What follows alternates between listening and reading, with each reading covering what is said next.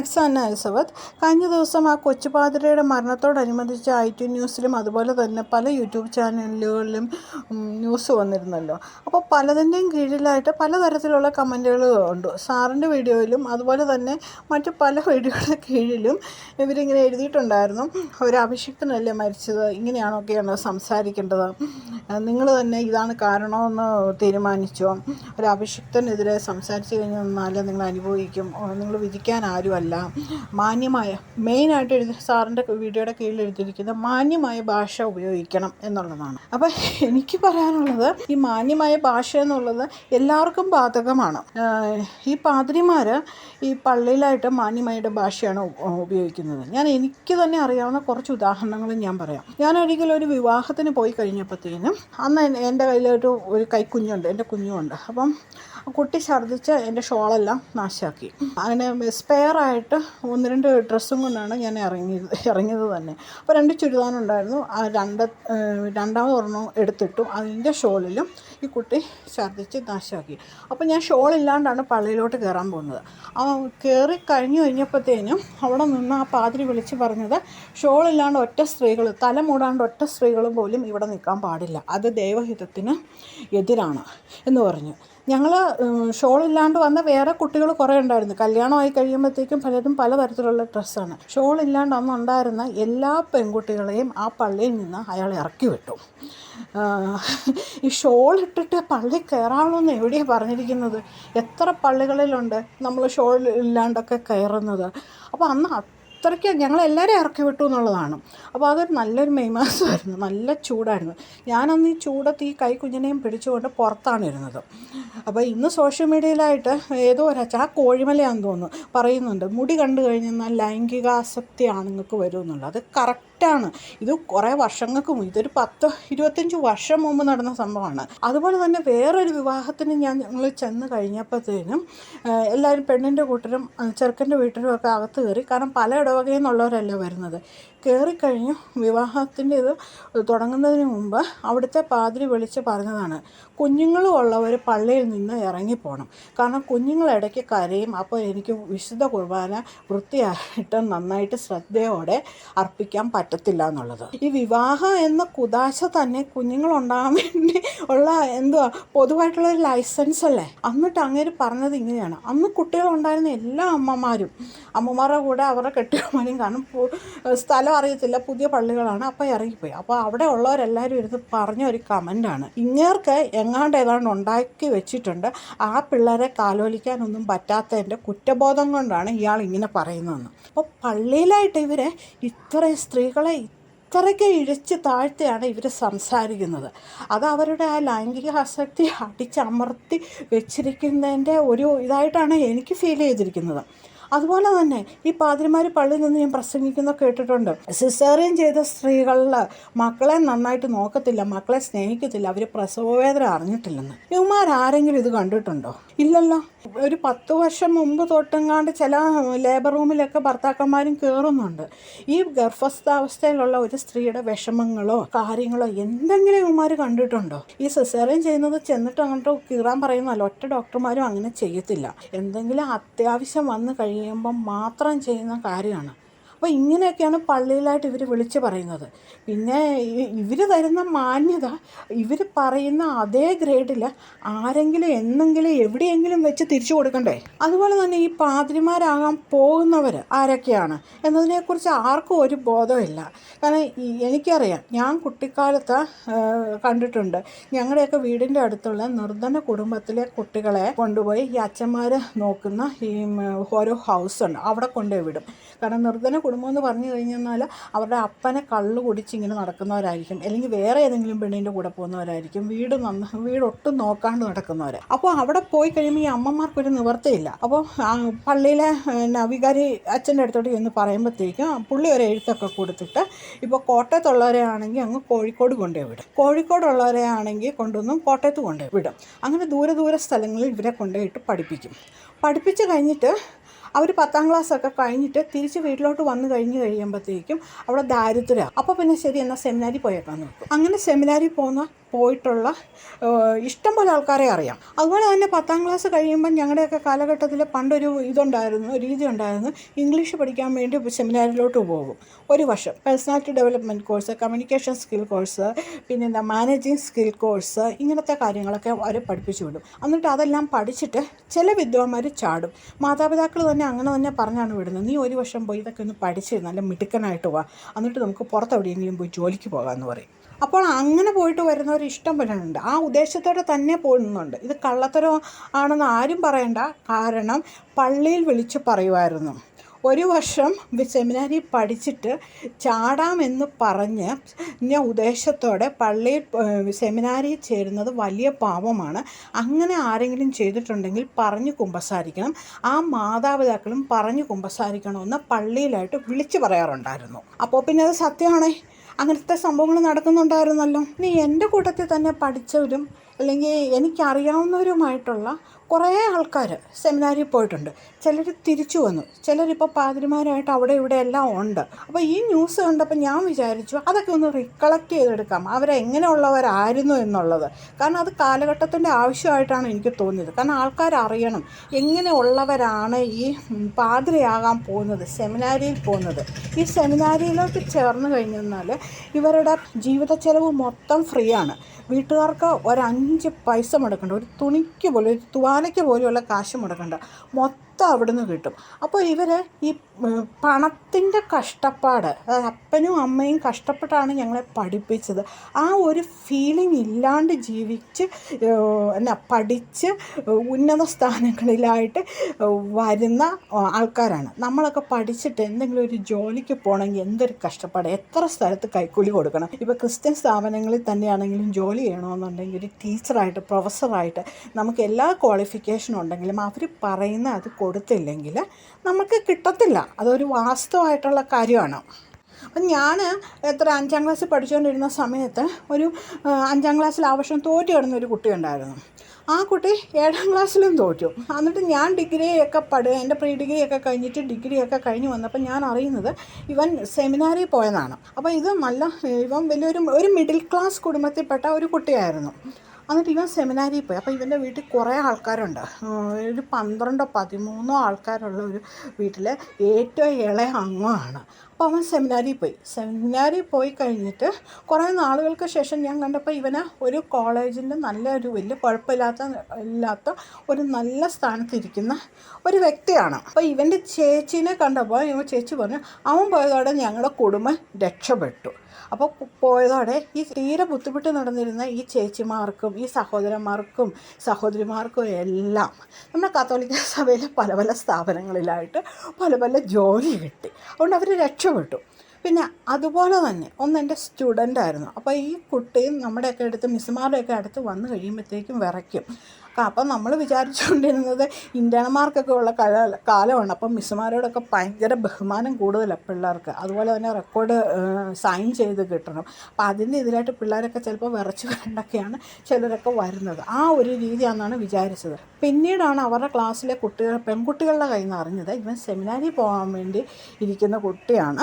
അപ്പോൾ ഇവന് പെൺപിള്ളേരെ കണ്ടു കഴിയുമ്പോൾ വിറവലാണ്. അപ്പോൾ ഇവരൊക്കെ ചെന്ന് ഇവൻ്റെ അടുത്ത് പോയി സംസാരിക്കുമ്പോഴത്തേക്കും ഇവന് പറ്റുന്ന അത്രയും ഒഴിയും, അല്ലെങ്കിൽ ഇവനൊന്ന് വിറച്ചുകൊണ്ട് നിന്ന് തിരിച്ച് വർത്താനം പറയുമെന്ന് പറഞ്ഞു. അപ്പോൾ അവന് അങ്ങനത്തെ ഒരു പ്രശ്നമുണ്ട്. അപ്പോൾ ആ കുട്ടി ഇന്ന് സെമിനാരിൽ ചേർന്ന് ആ കുട്ടി ഇന്ന് പാതിരിയായിട്ട് ഒരു നല്ലൊരു സ്ഥാനത്ത് തന്നെയാണ് ഇരിക്കുന്നത്. അപ്പോൾ ഇങ്ങനത്തെ പ്രശ്നമുള്ളവരും ഈ സെമിനാരിയിലായിട്ട് പോകാറുണ്ട്. അതുപോലെ തന്നെ ഇതും എൻ്റെ ഒരു സ്റ്റുഡൻറ്റ് തന്നെയാണ്. അപ്പോൾ ഡിഗ്രിക്കാണ് അവിടെ പഠിച്ചുകൊണ്ടിരുന്നത്. അപ്പോൾ ഇവന് ഒരു പ്രേമമൊക്കെ ഉണ്ട്. അപ്പോൾ ഈ പെൺകുട്ടിയും ആൺകുട്ടിയും കോഫി ഷോപ്പിലും ഐസ്ക്രീം പാർലറിലും ഒക്കെ പോയിരിക്കുന്നത് ഞങ്ങൾ കണ്ടിട്ടുണ്ട്. അപ്പോൾ എനിക്ക് ട്രാൻസ്ഫറായിപ്പോയി. ഞാനപ്പോൾ കുറച്ച് വർഷങ്ങൾക്ക് ശേഷം അവിടെ വീണ്ടും ട്രാൻസ്ഫറായിട്ട് അവിടെ തന്നെ ചെന്ന് കഴിഞ്ഞപ്പോൾ ഞാൻ ഇവരുടെ കാര്യം ചോദിച്ചു. അപ്പോൾ പഴയ സ്റ്റുഡൻസിനെയൊക്കെ കണ്ടപ്പം ഇവരുടെ കാര്യം ചോദിച്ചപ്പോൾ പറഞ്ഞു ഈ പെൺകുട്ടി വേറെ കല്യാണം കഴിച്ചെന്ന് പറഞ്ഞു. ഇപ്പോഴത്തെ ഭാഷ പറയുകയാണെങ്കിൽ ശരിക്കും തേച്ചിട്ട് പോയതാണോ ഇവൻ്റെ പ്രശ്നം കൊണ്ടാണോ എന്നൊന്നും അറിയത്തില്ല. എന്നിട്ട് അപ്പം ഞാൻ ചോദിച്ചു ഈ കുട്ടി ഇവൻ എന്തുമായി ചോദിച്ചപ്പോൾ പറഞ്ഞു ഇവനത് സെമിനാരി ജോയിൻ ചെയ്തു.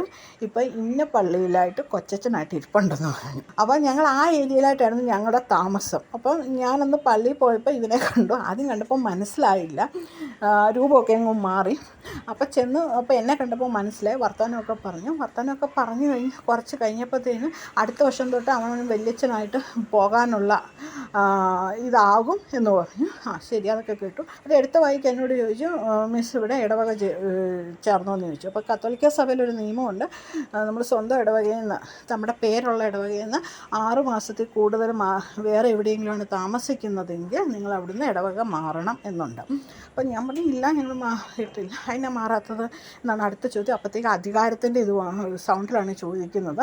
എല്ലാവരും ഇങ്ങനെ മാറാറൊന്നും ഇല്ല കേട്ടോ, ചിലരൊക്കെ മാറാറുണ്ട്. അപ്പോൾ അധികാരത്തിൻ്റെ സൗണ്ടിലാണ് ചോദിക്കുന്നത്.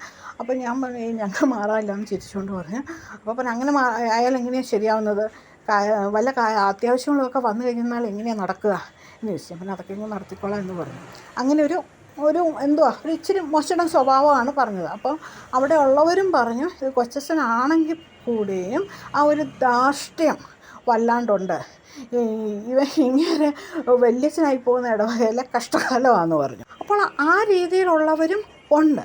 പിന്നെ ഉണ്ട്, ഞാൻ പഠിച്ചിരുന്ന കോളേജിൻ്റെ അടുത്ത കോളേജിലായിട്ട് വേറൊരു പ്രൊഫസർ ഉണ്ടായിരുന്നു, അച്ഛനായിരുന്നു. പുള്ളി കുറേ നാൾ കഴിഞ്ഞപ്പോഴത്തേനും അറിയുന്നത് പുള്ളി ഉടുപ്പൊക്കെ ഊരി അവിടുത്തെ PG സ്റ്റുഡൻറ്റിനെ കല്യാണം കഴിച്ചു എന്നാണ്.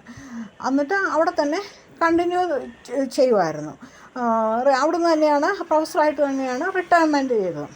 അങ്ങനെയും ഇഷ്ടമില്ലാണ്ട് വന്നു കഴിഞ്ഞാൽ, ഈ ജീവിതം ഇഷ്ടമില്ലാണ്ട് വന്നു കഴിഞ്ഞാൽ ഇട്ടിട്ട് പോകുന്നവരുണ്ട്. പിന്നെ ആ അച്ഛൻ്റെ കാര്യത്തിൽ ഒരു കേസുണ്ട്. പുള്ളി ഒരു ഡിഗ്രി കഴിഞ്ഞിട്ടാണ് പുള്ളി സെമിനാരി ജോയിൻ ചെയ്തത്. അങ്ങനെ ഒരു ഇതുണ്ട്. അത് കഴിഞ്ഞിട്ട് ജോയിൻ ചെയ്ത് എന്തോ ഒരു ഇതിലായിട്ട് അന്ന് ജോയിൻ ചെയ്ത് കഴിഞ്ഞിട്ട് അവിടുത്തെ അതുമായിട്ട് ഒത്തുപോകാൻ പറ്റുന്നില്ല എന്ന് തോന്നിയപ്പോൾ പുള്ളി ഉടുപ്പൂരിയിട്ട് വിവാഹ ജീവിതത്തിലേക്ക് പോയി. അങ്ങനെയും പോകുന്നവരുണ്ട്. പിന്നെ വേറൊരു കൂട്ടരുണ്ട്, ഞാൻ പറഞ്ഞു കേട്ടിരിക്കുന്നതാണ്. ഞങ്ങളുടെ അപ്പനൊക്കെ ഞങ്ങളുടെ കൊച്ചിലേ ഇരുന്ന് പറയുമായിരുന്നു, അതുകൊണ്ട് അത് അച്ഛൻ്റെ വീടാണെന്നും പറഞ്ഞിട്ട് നാട്ടിലെ ഒരു വലിയ തരക്കേടില്ലാത്ത ഒരു വീട് കാണിക്കുമായിരുന്നു. എന്നിട്ട് അവരിന്ന് പറയുമായിരുന്നു, അവിടെ എത്ര മക്കളാണ് ഉള്ളത്, മക്കളെല്ലാവരും രക്ഷപ്പെട്ടല്ലോ, നമുക്കും ആദ്യത്തേത് ആൺകൊച്ചായിരുന്നെങ്കിൽ രക്ഷപ്പെട്ടു പോയേനെന്ന് പറയും. അപ്പം ഞാനൊക്കെയാണ് വീട്ടിലെ മൂത്തത്. അപ്പം എന്നിട്ട് അവർ പറയുന്നത് എന്താണെന്ന് ചോദിച്ചു കഴിഞ്ഞാൽ, ആ മൂത്ത കൊച്ചിനെ അവർ സെമിനാരി വിട്ട് കഴിഞ്ഞിട്ട് അച്ഛനായി കഴിഞ്ഞിട്ട് അവനെ റോമി വിട്ട് കഴിഞ്ഞപ്പോൾ തൊട്ട് അവൻ അവിടുന്ന് ഇഷ്ടം പോലെ കാശ് അയക്കാൻ തുടങ്ങി. അങ്ങനെ ആ വീട് മൊത്തം റെഡിയായി. ആ വീട്ടിലെ എല്ലാവരുടെയും വിദ്യാഭ്യാസം, പിന്നെ വിവാഹം എല്ലാം റെഡിയായി. ശരിക്കും ആ നാട്ടിലായിട്ട് തീരെ ഒന്നുമില്ലാണ്ട് കിടന്നിരുന്ന ഒരു കുടുംബമായിരുന്നു അത്. ഇവരെല്ലാം റെഡിയായി. അത് കഴിഞ്ഞിട്ട് ഈ അച്ഛനൊരു 38-39 വയസ്സായപ്പോഴത്തേക്കും നാട്ടിലേക്ക് വന്നപ്പോൾ കൂട്ടത്തിലായിട്ട് ഒരു പെൺകുട്ടി ഉണ്ടായിരുന്നു. അത് ഭാര്യയായിരുന്നു. പിന്നെ പറഞ്ഞു കേൾക്കുന്നത് ഇവർ അഭിഷിക്തരാണെന്നാണ്. ഇവരെങ്ങനെ അഭിഷിക്തരാകുന്നത്? ദൈവം നേരിട്ട് മുകളിൽ നിന്ന് വന്ന് താഴോട്ട് വന്ന് ഇവരെ അഭിഷിക്തരാക്കിയതാണോ? അഭിഷിക്തരായെന്നുണ്ടെങ്കിൽ ദൈവത്തെ പോലെ ആയവരാണെന്നുണ്ടെങ്കിൽ ഇങ്ങനെ ഇവർക്ക് ബിഹേവ് ചെയ്യാൻ പറ്റും. മനുഷ്യരോട് അറ്റ്ലീസ്റ്റ് ഒന്ന് മാന്യമായിട്ടെങ്കിലും ബിഹേവ് ചെയ്യാൻ പറ്റണം. പിന്നെ ഈ പാതിരിയുടെ മരണത്തിനോടനുബന്ധിച്ച് മറ്റൊന്ന് കേട്ടിരുന്നത്, ആ ഇടവകയിലെ ആൾക്കാർ ഭയങ്കര പ്രശ്നക്കാരായിരുന്നു. അവരങ്ങോട്ടും ഇങ്ങോട്ടും ഭയങ്കര ചേരി തിരിഞ്ഞ് അടിയായിരുന്നു. ആ സമ്മർദ്ദം താങ്ങാണ്ടാണെന്ന് പറയാം. ഈ ഇടവക്കാരെ ആരാ 2 ആക്കുന്നു, 3 ആക്കുന്നു, 4 ആക്കുന്നത്? എനിക്കറിയാമല്ലോ, എൻ്റെ കുട്ടിക്കാലത്തെ എൻ്റെ ഇടവകയുടെ അവസ്ഥ. ഒരു കുഴപ്പവും ഇല്ലാണ്ട് ഒന്നിച്ച് എല്ലാവരും ഒത്തൊരുമയോടെ പൊയ്ക്കൊണ്ടിരുന്ന ഒരിടവകയായിരുന്നു. ഞങ്ങളുടെ അവിടെയൊക്കെ അന്ന് പെരുന്നാൾ നടത്തുന്നത് എങ്ങനെയായിരുന്നു എന്ന് ചോദിച്ചു കഴിഞ്ഞാൽ, എല്ലാവരോടും ചോദിക്കും എത്ര രൂപ നിങ്ങൾക്ക് ഇടാനുണ്ട്, ഇങ്ങോട്ട് സംഭാവന തരാനുണ്ട് എന്ന് ചോദിച്ചിട്ട് ആ കിട്ടുന്ന തുക എത്രയാണെന്ന് കണക്കാക്കി അതിൽ നിന്നായിരുന്നു പെരുന്നാൾ നടത്തിക്കൊണ്ടിരുന്നത്. പിന്നെ ഓരോ പാതിരിമാർ വന്നു കഴിഞ്ഞപ്പോഴത്തേക്കും അവരായി കണക്ക് നിശ്ചയിക്കുന്നത്. നിങ്ങൾ ഇത്രയും തരണം, ഇങ്ങനെ പെരുന്നാൾ നടത്തണം എന്ന ആ ഒരു ഏകാധിപത്യത്തിൻ്റെ സൗണ്ട് അങ്ങോട്ട് വന്നത് ഈ പാതിരിമാരാണ് ആക്കിയത്. ഇടവകാംഗങ്ങൾ തന്നെ പെരുന്നാൾ നടത്തിയപ്പോൾ അവർക്ക് പറ്റുന്ന രീതിയിലുള്ള നമ്മൾ വീട്ടിൽ എന്തെങ്കിലും ഒരു കാര്യം നടത്തുമ്പോൾ നമ്മളെക്കൊണ്ട് പറ്റുന്നതേ നമ്മൾ നടത്തത്തുള്ളൂ. കടമൊക്കെ മേടിക്കുന്നത് നമുക്ക് വീട്ടാൻ പറ്റുന്ന ഇത് അല്ലാണ്ട് നിർബന്ധമായിട്ട് നമ്മളങ്ങനെ ചെയ്യത്തില്ല. അങ്ങനെ ഇടവകയിലായിട്ട് പെരുന്നാൾ നടത്തിക്കൊണ്ടിരുന്ന ഒരിടവകയിലെ അംഗമായിരുന്നു ഞാൻ. എന്നിട്ട് ഇത് ചെറിയൊരു പള്ളിയാണ്, സാധാരണ ആൾക്കാർ ജീവിക്കുന്ന പള്ളിയായിരുന്നു. എന്നിട്ട് വരുന്നവർക്കൊക്കെ ഈ പള്ളി ഒന്ന് അടിച്ചു പൊട്ടിച്ച് വേറെ പള്ളി പണിയണം. അപ്പോൾ ഇടവക്കാർക്കും ഉണ്ട്, ഈ ഒരു തീരെ കുഞ്ഞു പള്ളിയാണ്, ഒരു കുർബാനയ്ക്ക് വരുന്ന എല്ലാവർക്കും അതിൽ നിൽക്കാൻ പറ്റത്തില്ല, മഴയൊക്കെ ഉള്ള സമയത്ത് ഭയങ്കര ബുദ്ധിമുട്ടാണ്. പക്ഷെ നമ്മുടെ ബഡ്ജറ്റിന് പറ്റുന്നതാവണം. അപ്പം എല്ലാവരും അച്ഛൻ വരുമ്പോൾ, ഒരു പുതിയൊരു പാതിരി വരുമ്പോഴത്തേക്കും ഇവർ പറയും ശരി നമുക്ക് പള്ളി പണിയാം, കുഴപ്പമൊന്നുമില്ല. അപ്പോൾ എല്ലാവർക്കും ഒരു ബഡ്ജറ്റുണ്ട്. പക്ഷേ ലാസ്റ്റ് എല്ലാ പള്ളി കമ്മിറ്റിയും എല്ലാം ആയി കഴിയുമ്പോഴത്തേക്കും ആ വരുന്ന പാതിരിയുടെ ബഡ്ജറ്റും ആ വരുന്ന പാതിരിയുടെ ഡിസൈനുമാണ്. അത് ഇടവക്കാർക്ക് താങ്ങാൻ പറ്റത്തില്ല. അപ്പോൾ പിന്നെ കടമായിട്ട് മതി. അപ്പോൾ കടമായിട്ടിട്ട് കഴിഞ്ഞാൽ വീട്ടാൻ പറ്റണ്ടേ. എല്ലാവരും കൃഷിക്കാരായിരുന്നു. അപ്പോഴേക്കും കൃഷിക്കൊരു നാശം വന്നു കഴിഞ്ഞെന്നാൽ ആ വർഷം ഒന്നുമില്ല, ആ ഒരവസ്ഥയിൽ ജീവിക്കുന്നവരാണ്. അപ്പോൾ അത് പറ്റത്തില്ല എന്നും പറഞ്ഞുകൊണ്ട് അടിച്ചു പിരിയും. അപ്പോൾ ഇത് രൂപതയിൽ അറിഞ്ഞിട്ടുണ്ടാകണം. പിന്നെയും കുറേ പാതിരിമാരൊക്കെ വന്നു, ഒന്നും നടന്നില്ല. അത് കഴിഞ്ഞിട്ട് ഒരു പാതിരിനെ വിട്ടു. പുള്ളി പള്ളിപണിയുടെ കാര്യമൊന്നും പറഞ്ഞൊന്നുമില്ല. പുള്ളി ആദ്യം എന്താ ചെയ്തതെന്ന് ചോദിച്ചു കഴിഞ്ഞാൽ ഇടവകയിലെ എല്ലാ വീടുകളും വെഞ്ചരിച്ചു. അന്നത്തെ കാലത്ത് അങ്ങനെയൊന്നുമില്ല. ഒരു മരണം നടക്കുമ്പോഴോ ഒക്കെയാണ് സാധാരണ വീടുകൾ വന്ന് വെഞ്ചരിക്കുക. ഇപ്പം ആണ്ടിലൊരു വെഞ്ചരിപ്പൊക്കെ ഉണ്ട്, വാർഷിക വെഞ്ചരിപ്പ് എന്നൊക്കെ പറഞ്ഞ് ഇപ്പോഴുണ്ട്. പക്ഷേ അന്നത്തെ കാലത്ത് അങ്ങനെയൊന്നുമില്ല. ഒന്നെങ്കിൽ വീട് പണിയുമ്പം പാല് കാച്ചി കയറുമ്പോൾ പിന്നെ മരണമൊക്കെ നടന്നു കഴിയുമ്പോഴാണ് ഈ വെഞ്ചരിപ്പ് നടക്കുന്നത്. ഈ പാതിരി വന്നിട്ട് വീടുകളെല്ലാം വെഞ്ചരിക്കുമ്പോൾ ഒരു പ്രത്യേകതയുണ്ട്, എല്ലാ മുറിയിൽ കൂടെയും കയറും. ഈവൻ കക്കൂസ് വരെ കയറും. അതും പോട്ടെ, അവിടെ തൊഴുത്തുണ്ടെങ്കിൽ അവിടെയും കയറും. അപ്പോൾ എല്ലാം കയറി എത്ര ആടുണ്ട്, എത്ര പശുവുണ്ട്, എത്ര കോഴിക്കോടും പട്ടിക്കൂടും എല്ലാം വെഞ്ചരിക്കും കേട്ടോ. എല്ലാം ചെയ്ത് പുള്ളിക്ക് എല്ലാ വീട്ടിലെയും ആസ്തി മനസ്സിലായി. അത് കഴിഞ്ഞിട്ട് പുള്ളി എന്ത് ചെയ്തെന്ന് ചോദിച്ചു കഴിഞ്ഞാൽ പല സംഘടനകൾ അവിടെ കൊണ്ടുവന്നു. അന്ന് അവിടെ മിഷൻ ലീഗ് മാത്രമേ ഉണ്ടായിരുന്നുള്ളൂ. ഇദ്ദേഹം എന്ത് ചെയ്തെന്ന് ചോദിച്ചാൽ യുവദീപ്തി, മാതൃദീപ്തി, പിന്നെ ചേട്ടന്മാർക്ക് വേണ്ടി ഏതാണ്ട് വിൻസെൻ്റ് ഡി പോളിൻ്റെ അങ്ങനെ എന്തോ കൂടെ കൊണ്ടുവന്നു കഴിഞ്ഞപ്പോഴത്തേക്കും ഈ ഞങ്ങളുടെ പള്ളി ഇരുന്നത് ഏതാണ്ട്, പള്ളിയിലെ ഇടവക്കാരെന്ന് പറഞ്ഞാൽ ഏകദേശം ഒരു 10 കിലോമീറ്റർ ഇതിലായിട്ട് ആൾക്കാരുണ്ട്. അപ്പം പള്ളിയുടെ അടുത്ത് താമസിക്കുന്നവരൊക്കെ ഇവിടെ പോയി ജോയിൻ ചെയ്തു. കാരണം വൈകുന്നേരമാണ് ഇതിൻ്റെ മീറ്റിംഗ്. മിഷൻ ലീഗിൻ്റെ അല്ല, ബാക്കിയുള്ളതിൻ്റെയൊക്കെ മീറ്റിങ്ങുകൾ വൈകുന്നേരമാണ്. അപ്പോൾ വൈകുന്നേരം വരാനും പോകാനും പറ്റുന്നവർ എന്ന രീതിയിലായിട്ട് ആ പള്ളിയുടെ അടുത്ത് താമസ സ്ഥലമുള്ളവരൊക്കെയാണ് ജോയിൻ ചെയ്തത്. അപ്പോൾ ഇതിൻ്റെ ഒക്കെ പ്രവർത്തനങ്ങൾ നല്ല രീതിയിൽ പൊയ്ക്കൊണ്ട് ഇരിക്കുകയാണ്. അപ്പോൾ ഒരു 3-4 മാസമായി കഴിഞ്ഞപ്പോഴത്തേക്കും ഈ സംഘടനയിലൊക്കെ ജോയിൻ ചെയ്തിരിക്കുന്നവർ ഏതാണ്ട് വലിയ പ്രത്യേക വിഭാഗം ആൾക്കാരാണെന്ന് അവർക്ക് തന്നെ ഒരു തോന്നൽ സ്വയം ഉണ്ടായി തുടങ്ങി. അതങ്ങ് ഉണ്ടായി അവർ പള്ളിയിലെ വലിയ കാര്യക്കാരാണ്, ഇടയ്ക്ക് പള്ളിയിൽ പോകുന്നു. അത്രയും നാൾ പള്ളിയുടെ പരിസരത്തോട്ട് പോകാണ്ടിരുന്ന ഒരാളനക്കം പോലും ഇല്ലാണ്ടിരുന്ന ഒരു പള്ളിയാണ്. ആകെ മൊത്തം പള്ളിയിലായിട്ട് അച്ഛനുണ്ടാവും, പിന്നെ അവിടുത്തെ പള്ളിയുടെ പറമ്പിലായിട്ട് പണിയാൻ നിൽക്കുന്ന പണിക്കാരുണ്ടാവും, കൈക്കാരുണ്ടാവും ഇടയ്ക്കൊക്കെ, പിന്നെ മണിയടിക്കാൻ വേണ്ടി ഈ കപ്പിയാരും ഉണ്ടാവും. വേറെ ആരും ഇല്ലാണ്ടിരുന്ന പള്ളി പരിസരത്ത് ഈ ഓരോ സംഘടനയുടെ ആൾക്കാർ ഓരോ ദിവസങ്ങളിൽ വന്നു തുടങ്ങി. അവിടെ ആളനക്കമായി. അപ്പോൾ വന്നവർക്കും തോന്നി ഞങ്ങൾ ഏതാണ്ട് വലിയ ആൾക്കാരാണെന്ന്. ഇതെല്ലാം കഴിഞ്ഞൊരു സെറ്റായ ഒരു 6 മാസം കഴിഞ്ഞപ്പോഴത്തേക്കും ഈ പള്ളിപണിയുടെ ഈ ടോപ്പിക് എടുത്തിട്ടപ്പോൾ എല്ലാവർക്കും സമ്മതമാണ്. പക്ഷേ സ്വന്തം ബഡ്ജറ്റിൽ തന്നെ വേണം, നമുക്ക് പറ്റുന്ന ബഡ്ജറ്റിൽ തന്നെ വേണം. പക്ഷേ ഈ തവണ അച്ഛൻ തന്നെ പള്ളിയുടെ ഡിസൈൻ ഇട്ടു, ബഡ്ജറ്റൊക്കെ തീരുമാനിച്ചു കഴിഞ്ഞപ്പോൾ ഭയങ്കര നമ്മൾ വിചാരിക്കുന്നതിൻ്റെ അപ്പുറത്തുള്ള ഒരു ബഡ്ജറ്റായിരുന്നു. ആൾക്കാരെ എതിർക്കാൻ തുടങ്ങി. ഈ തവണ എതിർത്തപ്പോൾ വളരെ കുറച്ച് ആൾക്കാരേ ഉണ്ടായിരുന്നുള്ളൂ. കാരണം മുമ്പ് എല്ലാവരും ഏതാണ്ട് ഒരു 90% ആൾക്കാരും എതിർത്തുകൊണ്ടിരുന്നതാണ്. അവർക്ക് കൊക്കിലൊതുങ്ങാത്ത ബഡ്ജറ്റ് വന്നപ്പം ഈ തവണ ചെറിയൊരു ശതമാനം ആൾക്കാർ.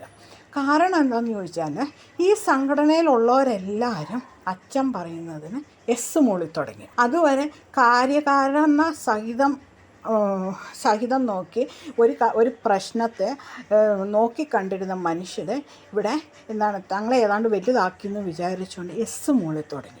അപ്പം മറ്റവരുടെ സംഖ്യ വളരെ കുറഞ്ഞു പോയി. അങ്ങനെ പള്ളി പണിതു.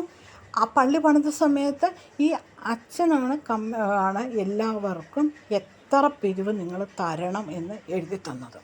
ഇത്രയും തന്നേ പറ്റൂ, എന്നാലേ ഇത് ഒക്കത്തുള്ളൂ. കാരണം തീരെ നിവർത്തിയില്ലാത്ത വീടുകളിൽ നിന്നൊക്കെ പിരിച്ച പിരിവുകൾ കാണുമായിരുന്നു. അത്രയ്ക്കും ഇടിച്ച് പിഴിഞ്ഞാണ് അന്ന് ആ പള്ളി അവിടെ പണിതത്. അത് ഭയങ്കര വലിയ പള്ളിയായിരുന്നു. അപ്പോൾ തന്നെ ആൾക്കാർ പറഞ്ഞു ഇത്രയും വലിയ തറ കെട്ടിയപ്പോഴേ ചോദിച്ചു ഇത്രയും വലിയ പള്ളിയാണോ എന്ന്. പിന്നെ നമ്മുടെ തലമുറകൾക്ക് നിൽക്കേണ്ടതല്ലേ എന്നും പറഞ്ഞാണ് പള്ളിയൊക്കെ പണിതത്. പലർക്കും കുടിശ്ശിക വന്നു, കാരണം കൊടുക്കാൻ പറ്റത്തില്ല. അപ്പോൾ കൊടുക്കാൻ പറ്റാത്തവർക്ക് പിന്നെ വേറെ എന്തോ ഒരു ഓപ്ഷൻ വെച്ച് നിങ്ങൾ പള്ളിയിലായിട്ട് വന്ന് പള്ളി പണിയുമ്പോൾ അതിൻ്റെ അകത്ത് ഓരോ പണികളിലായിട്ട് ഓരോ ദിവസത്തെ ഈ കല്ല് ചുമക്കുക, മണ്ണെടുക്കുക, അങ്ങനത്തെ പണികളിലായിട്ട് വന്നാൽ മതി. അപ്പോൾ പുറത്ത് കൊടുക്കുന്ന കൂലിയുടെ പകുതി കൂലി കൊടുത്ത് അത് വരവ് വെച്ചേക്കാണ്. പാവം മനുഷ്യരാണേ, ഇവർ സ്വന്തം പറമ്പിൽ പണിയോ കൂലിപ്പണിക്ക് പോവുകയോ ചെയ്തില്ലെങ്കിൽ അവർക്കൊന്നും അന്നത്തെ അന്നത്തിനുള്ളത് കിട്ടത്തില്ല. അങ്ങനെയുള്ള ഒരു ഇടവകയിലായിട്ട് ഒരു പാതിരി വന്ന് കാണിച്ചു വെച്ചിട്ട് പോയ കാര്യമാണ്. കുറേ പേർക്ക് കുടിശ്ശികൾ വന്നു. പിന്നെ കുടിശ്ശിയൊക്കെ വീട്ടാൻ ചെല്ലുമ്പോൾ അതിൻ്റെ പലിശയൊക്കെ ആയിട്ടാണെന്ന് തോന്നും. എന്നിട്ട് വിവാഹമോ മരണമോ ഒക്കെ വന്നു കഴിയുമ്പം വീട്ടില്ലെങ്കിൽ എന്താ, അവിടെ ഒന്നും നടത്തത്തില്ല, വിവാഹം അവിടെ നടത്തത്തില്ല. ഇന്നിപ്പോൾ രജിസ്റ്റർ ഓഫീസിൽ പോയി നടത്തുന്നതിന് വലിയ പ്രശ്നമൊന്നുമില്ല. ഇന്നത്തെ ന്യൂജൻ അങ്ങനെയൊക്കെ കുറേ മാറിയിട്ടുണ്ട്, മാതാപിതാക്കളും കുറേയൊക്കെ മാറിയിട്ടുണ്ട്. പക്ഷെ അന്ന് അതെന്ന് പറഞ്ഞാൽ ഭയങ്കര നാണക്കേടാണ്. അയ്യോ, രജിസ്റ്റർ ഓഫീസിൽ പോയി കല്യാണം കഴിക്കുന്ന ഒളിച്ചോടി കല്യാണം കഴിക്കുന്നവരാണെന്നുള്ള ഒരു ഇതാണ്. അല്ലെങ്കിൽ എന്താ, നേരത്തെ പെണ്ണിനെ ഗർഭിണിയാക്കിയൊരു പോയി കല്യാണം കഴിക്കുന്നവരാണ് എന്ന ഒരു രീതിയിലായിരുന്നു.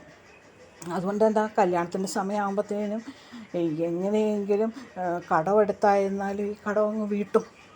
അതുപോലെ തന്നെ മരണത്തിൻ്റെ സമയത്ത് ഈ കുടിശ്ശിയൊക്കെ കൊടുത്തില്ലെങ്കിൽ അടക്കുകയല്ല. ഇവിടെ അടക്കിയില്ലെങ്കിൽ, സെമിത്തേരിയിൽ അടക്കിയില്ലെങ്കിൽ പിന്നെ സ്വർഗത്തിലോട്ട് പോകത്തില്ലല്ലോ. ക്രിസ്തു ഇപ്പം രണ്ടാമത് വരും എന്നും പറഞ്ഞുകൊണ്ട് അപ്പസ്തോലന്മാരുടെ കാലം തൊട്ടേ അപ്പസ്തോലന്മാർ തന്നെ പറഞ്ഞുകൊണ്ടിരിക്കുന്നത്, അന്ന് തൊട്ടേ പറഞ്ഞുകൊണ്ടിരിക്കുന്നതാണ്. പിന്നെ അപ്പസ്തോല പ്രവർത്തനത്തിലൊക്കെ അതുണ്ടല്ലോ, ഇപ്പോൾ വരും എന്നും പറഞ്ഞുകൊണ്ട്. വർഷം 2000 കഴിഞ്ഞു, എന്നിട്ടും എത്തിയിട്ടില്ല ഇതുവരെ. അതുപോലെ കല്യാണം പള്ളി വെച്ച് നടത്തിയില്ലെങ്കിൽ വിവാഹ ജീവിതം സുഗമമാകത്തില്ലല്ലോ, അല്ലേ, കുട്ടികളുണ്ടാകത്തില്ലല്ലോ. ഇതൊക്കെയല്ലേ മനുഷ്യൻ്റെ ചിന്താഗതി. അതുകൊണ്ട് ഇതിങ്ങനെയൊക്കെ നടക്കും, അതനുസരിച്ച് ഇവരും ഇങ്ങനെയൊക്കെ ചെയ്തുകൊണ്ടിരിക്കും. അപ്പം ഒരാളുടെ മരണമാണ്, ശരിയാണ്. പക്ഷേ ഇവരെക്കുറിച്ച് ഇങ്ങനെ പറയുമ്പം എന്താ, മാന്യമായ ഭാഷയെന്ന് പറഞ്ഞു കഴിഞ്ഞെന്നാൽ ഇത് കൂടുതൽ എന്താ മാന്യത വേണ്ടത്? കാരണം ഇവരിങ്ങനെയൊക്കെയാണ് നമ്മളോട് ചെയ്തുകൊണ്ടിരിക്കുന്നത്. അത് പള്ളിയിലായിട്ട് പരസ്യമായിട്ട് ചെയ്തുകൊണ്ടിരിക്കുന്ന കാര്യങ്ങളാണ്. ഇങ്ങനെ വിവാഹത്തിൻ്റെ സമയത്ത് ഇങ്ങനത്തെ എന്താ കല്ലുകടികൾ കൊണ്ടുപോയിടുക, അതവർക്കൊരു രസമാണ്. അതുകൊണ്ട് ഇതിൻ്റെ അടിയിലായിട്ട് ഇങ്ങനെ എഴുതിയിരിക്കുന്നവർ ആരാന്ന് എനിക്കറിയത്തില്ല. കാരണം എനിക്ക് ഇത്രയും കാലത്തെ പരിചയമുണ്ട്. അപ്പോൾ ഏകദേശം അത്രയും കാലത്തെ പരിചയമൊക്കെ ഉള്ളവർ തന്നെ ഇങ്ങനെ എഴുതി ഇടണമെന്നുണ്ടെങ്കിൽ എന്തുകൊണ്ടാണെന്ന് എനിക്കറിയത്തില്ല ഇങ്ങനെയാണ് എഴുതിയിട്ടിരിക്കുന്നതെന്നുള്ളത്. പിന്നെ ഈ അഭിഷിക്തർ എന്ന് പറയാൻ വേണ്ടി നമ്മുടെ പുതിയ നിയമത്തിലായിട്ട് അങ്ങനെ ഒരു സംഭവം ഉള്ളതായിട്ട് എനിക്കറിയത്തില്ല. ഇത് പഴയ നിയമത്തിലുള്ളതാണ് ഈ അഭിഷിക്തം എന്നുള്ളത്. ഈ പഴയ നിയമത്തിലായിട്ടാണ് ദൈവത്തിന് വേണ്ടി വേണ്ടി മനുഷ്യർക്കും വേണ്ടി ബലി അർപ്പിക്കാൻ വേണ്ടി നിൽക്കുന്ന പുരോഹിതരെയാണ് അഭിഷിക്തർ എന്ന് പറയുന്നത്. ആ പുരോഹിതനെ അംഗീകരിക്കണമെന്നുണ്ടെങ്കിൽ നമ്മൾ യഹൂദരാവണം. അതായത് ക്രിസ്തു ജനിച്ചത് യഹൂദനായിട്ടാണ്, ജീവിച്ചതും യഹൂദനായിട്ടാണ്. യഹൂദരിലെ അഭിഷിക്തർക്ക്, അതായത് യഹൂദരിലെ പുരോഹിതർ കാണിച്ച വേണ്ടാദിനത്തിനും ദാഷ്ട്യത്തിനും എതിരായിട്ട് പ്രവർത്തിച്ചത് കൊണ്ട് മാത്രമാണ് ക്രിസ്തുവിനെ ക്രൂശിച്ചത്. അപ്പോൾ അങ്ങനെ അതിനെതിരായിട്ട് നിന്ന് ക്രിസ്തുവിനെ ക്രൂശിക്കുകയും, അതുപോലെ തന്നെ നമുക്ക് എല്ലാവർക്കും അറിയാവുന്ന കാര്യമാണ് പഴയ നിയമ ഗ്രന്ഥം എന്നുള്ളത് യഹൂദരുടെ വിശുദ്ധ ഗ്രന്ഥമാണ്.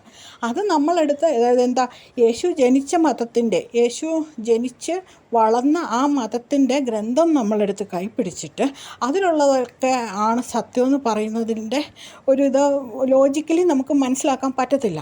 ക്രിസ്തുവിനെയാണ് നമ്മൾ അനുഗമിക്കുന്നതെങ്കിൽ ക്രിസ്തുവിൻ്റെ പഠനങ്ങളാണ് നമ്മൾ ചെയ്യേണ്ടത്.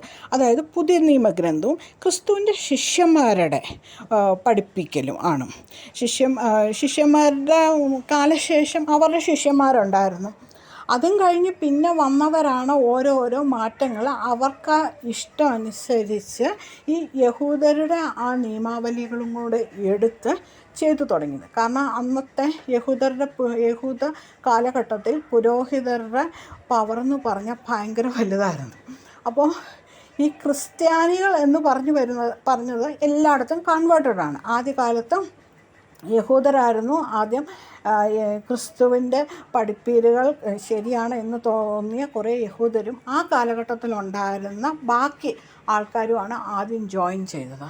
പിന്നെ ലോകം മൊത്തം ക്രിസ്തുവിൻ്റെ സുവിശേഷം പ്രസംഗിക്കുക എന്ന ഉദ്ദേശത്തോടെ അവിടുന്ന് ഓരോരുത്തർ മിഷണറിമാരെന്ന പേരിലായിട്ട് എല്ലാ രാജ്യത്തേക്കും വന്നു. ക്രിസ്തു മരിച്ച് ഉയർത്തു എന്ന ആ ഒരു സത്യത്തെ അംഗീകരിക്കുന്നതിനെ കഴിഞ്ഞും ഉപരി അന്നത്തെ കാലത്ത് എല്ലാവരും ഈ മതം സ്വീകരിച്ചത് മറ്റൊന്നുകൊണ്ടാണ്.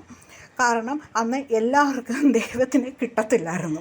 നമുക്ക് കേരളത്തിൽ തന്നെ അറിയാം, സവർണർക്ക് ഈശ്വരാരാധന ഉണ്ടായിരുന്നു, അവർണർക്ക് പറ്റത്തില്ലായിരുന്നു, അമ്പലത്തിൽ കയറാൻ പറ്റത്തില്ലായിരുന്നു, അങ്ങനെ ഒരു അവസ്ഥയെ. പക്ഷെ ക്രിസ്തുമതം വന്നപ്പം അതൊക്കെ അങ്ങ് മാറി, എല്ലാവർക്കും ദൈവത്തിനെ കിട്ടും. ആ ഒരു ടീമിൻ്റെ ഇതിലായിട്ടാണ് ഇത് ഫുള്ള് ശരിക്കും പറയുകയാണെങ്കിൽ പടർന്ന് പന്തലിച്ചത്. അപ്പോൾ എല്ലാവർക്കും ദൈവത്തെ കിട്ടും. അതിനപ്പുറം ഈ ക്രിസ്തു മതത്തിൻ്റെ ആ ശക്തി എന്ന് പറഞ്ഞെന്നാൽ സാധാരണ മതം പോലെയുള്ളൂ. കാരണം ഹിന്ദുയിസത്തിൽ നിന്ന് വേർപെട്ട് വന്നതാണ് ബുദ്ധിസം, ജൈനിസം. അതുപോലെ ഒരു ആദ്യം ഉണ്ടായിരുന്ന ബേസായിട്ടുള്ള ആ തോട്ടിൽ നിന്ന് കുറച്ച് ഡിഫറൻ്റായിട്ട് ചിന്തിക്കാനുള്ള ഒരു കാരണം അന്ന് ഉണ്ടായിരുന്നു.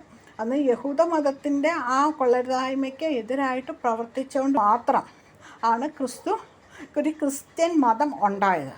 അപ്പോൾ അതിലെ അഭിഷിക്തരാണ് ഇന്നത്തെ പാതിരിമാർ അല്ലെങ്കിൽ കത്തനാരുമാർ, അല്ലെങ്കിൽ ചിലരൊക്കെ സ്നേഹത്തോടെ അച്ഛന്മാരെന്ന് വിളിക്കുന്നവർ. നമുക്കൊക്കെ എല്ലാവർക്കും ഒരച്ഛനേ ഉണ്ടാവാൻ പാടുള്ളൂ, ഒരു പിതാവേ ഉണ്ടാവാൻ പാടുള്ളൂ എന്നാണ് പറയപ്പെടുന്നത്. സ്വർഗസ്വനായ പിതാവായിരിക്കണമെന്നാണ് ബൈബിളിൽ പറയുന്നത്. പിന്നെ നമുക്ക് അല്ലാണ്ട് ലിറ്റററി പറയാം, നമുക്ക് ജന്മം തന്ന പിതാവ് എന്ന് പറയാം. ഇതിനെല്ലാം മറികടന്നാണ് ഇവർ സ്വയം അച്ഛൻ എന്ന പേരും അതുപോലെ തന്നെ പിതാവെന്നും ഉള്ള പേരുകൾ നമ്മുടെയൊക്കെ തലയിലേക്ക്, ക്രിസ്ത്യൻ വിശ്വാസികളുടെ തലയിലേക്ക് വെച്ചു കൊടുക്കുന്നത്. i2i News, an eye for truth. i2i News subscribe ചെയ്തിട്ടില്ലാത്തവർ ഇപ്പോൾ തന്നെ സബ്സ്ക്രൈബ് ചെയ്യുക. നോട്ടിഫിക്കേഷൻ ലഭിക്കുവാൻ ബെൽ ബട്ടണും അമർത്തുക.